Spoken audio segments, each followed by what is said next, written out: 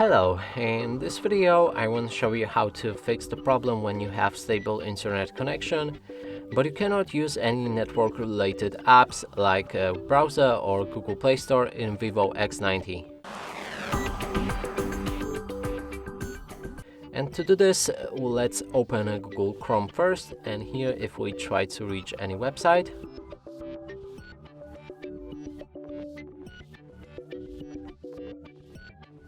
we get this error, and the same is with Google Play Store.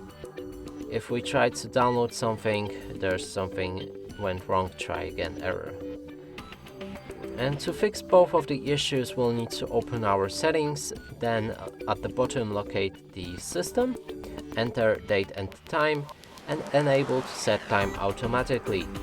If you go back to your browser and reload the page, it should work fine. And the same goes with Google Play Store. If we try again, we can see all of the games. And that's it for this video. Hope you like it. Please consider subscribing to our channel, leave a like and a comment below.